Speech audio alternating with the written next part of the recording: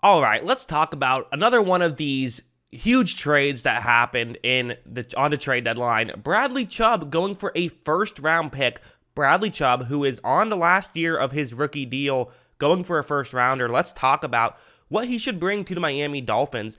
I think that he's going to bring a lot, so we're going to talk about what he's going to bring, but also does it make sense for this trade by both perspectives. So first, let's start off with this play. He's going to be working on the Indianapolis Colts right tackle here. It's a one-on-one block. Right when this play begins, this is something that he does incredibly often and incredibly well at times, is he'll sell as though he's going to the outside, but it's definitely someone who uses sort of his speed and his explosiveness to get his wins. He's actually going to go with an inside move here, and you see how well he gets this, how well he gets this offensive lineman to move to the outside. Now, one thing worth noting, you're going to be worried about containment here. You might be saying, oh my God, I mean, this guy plays in a division with Josh Allen. Like, you can't be giving up containment here.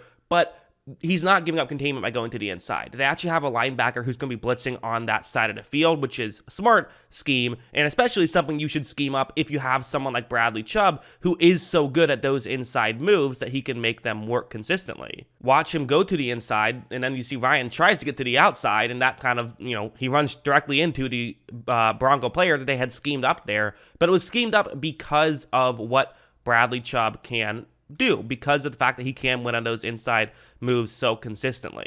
Going over here, sorry it's blurry. I don't know why this happens, but it's on their end, not on my end. This is the best footage I could get. What's going to happen is that it's a one-on-one matchup, and this is part of how Bradley Chubb sets up those those inside moves so well, is because he has such a great speed rush. Look at how when this play begins, again, you see the tackle kind of, now he's not jumping too far over, but at this point, you see Chubb has gotten to the outside, and there's only so much you can do if you're a tackle. Typically in this spot, what you want to do is push the edge rusher you're going up against behind your quarterback.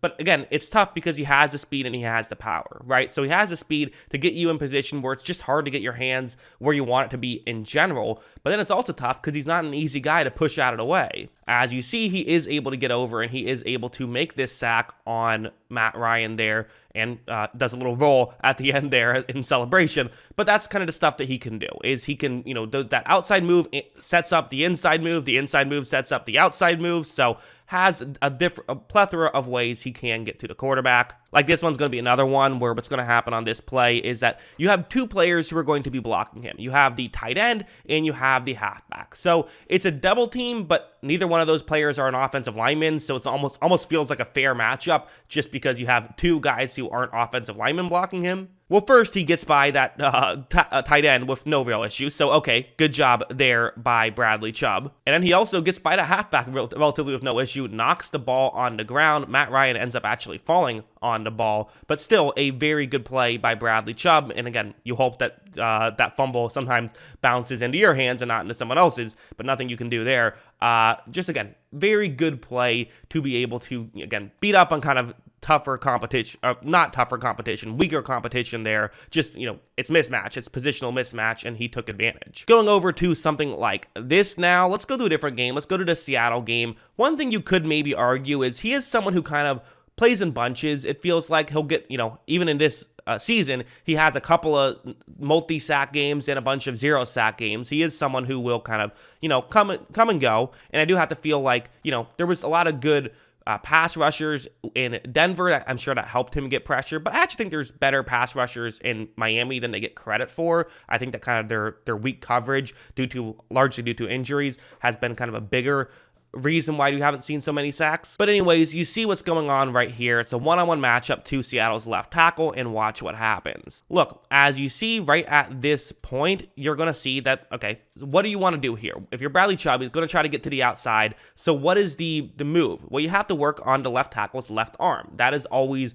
the main point of contact here. That tends to be the difference in whether you win or lose. Chubb gets his left arm under the tackle's left arm, is able to get through, again, knocks the ball out, but the tackle, great catch right there. Maybe he should play receiver or something. Well done by him. But, as a whole, a very good play by Bradley Chubb once again. And these are the kind of things that I think you went out and spent the first round pick on. He is someone who can win on the outside relatively consistently. He's on pace for a little over 30 pressures, which isn't a ton to be honest, this season. He has, I think, done well in other areas, though. For example, stopping the run is always an important aspect of football. Actually, I think that it's one of the main things I look for in an edge rusher, I think oftentimes, is how well do you stop the run. I think there's a lot of value in how well you stop the run. If you follow this channel, I kind of talk about how pass rush often gets overrated. Not to say it doesn't matter, but people kind of focus only on pass rush and not on coverage, when coverage actually seems to impact the play more. There is evidence supporting that teams with better coverage units win more football games and have better defenses than teams with better pass rushes, so that is a thing. But in the run defense game, it's always important to be able to stop the run well. Miami's doing a pretty good job. They have the 9th best run defense according to EPA. But hey, adding another good run defender can only help, and this is him going to be able to defend the run well. You have a tight end who's going to flash over to block him. That's Noah Fant. So a couple of now former Broncos going against each other. And watch how when he does get over here, I mean, he's not doing a great job, to be honest. Fant could be doing this a little bit better. But watch Chubb just knock him over, gets to the halfback, and is able to make the tackle there. So there's a lot of value that Chubb brings to a football team. The question now, I think, and the fair question is this the right move, though? Should you have spent a first-round pick to get him? Let's look over at his Pro Football Focus grades right here. So this year, he's been, he's graded out pretty well, right? The 28th overall edge rusher, according to a PFF grade.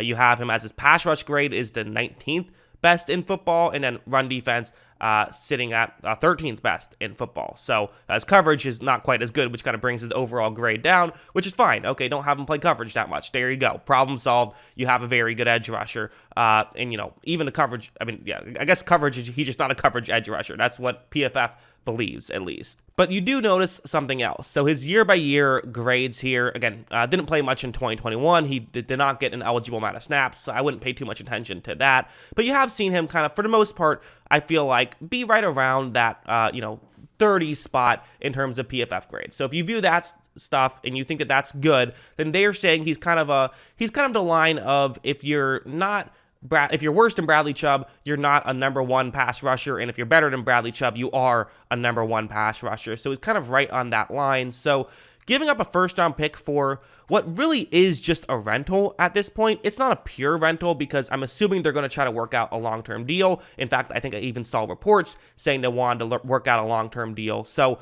it's kind of a rental, plus you get the option to try and get a long-term deal done. However, one thing I do talk about a decent amount on this channel is once you pay a guy, you lose a decent amount of that value because you're spending some of your cap space that you can't spend on other players. So this is kind of the 1 year where he's at the most value. You're trying to win a Super Bowl. I'm never going to fault the team for going all in, but it does feel like a bit of an all-in move. Granted, I think they really like Bradley Chubb, and I think they view him as someone who can kind of be a cornerstone of this defense for quite some time, and I think that that's, both things can kind of be true. It's kind of an all-in move, but I think that they also view it as someone who they can, they'll have to sign and they'll have to pay money to, but can be very good, and who, I do feel like sometimes paying a guy before they reach free agency can bring the price down a little bit. Guys will sometimes take a little bit less to just get a contract and not have to worry about being a hit away from losing tens of millions of dollars. So from that perspective, I like it. I'm always a fan of a team trying to win a Super Bowl right now. You have a roster that can contend for a Super Bowl, so why not go out and do this? But I do feel like it's a bit much. I feel like a first-round pick for a guy who's on the last year of his rookie deal feels like a bit much to me. I think it's a big win by Denver, who really aren't doing anything this year. Getting rid of a guy right before you have to pay him and getting a good draft pick back, getting a first-round pick back. It's San Francisco's first-round pick. That's what they're getting. So to me, it feels like a great move by them, and I think that they should be pretty happy about it. But that's what I think. What do you guys think? Let me know in the comments below. Always love hearing from you. And of course, as always, thanks for watching.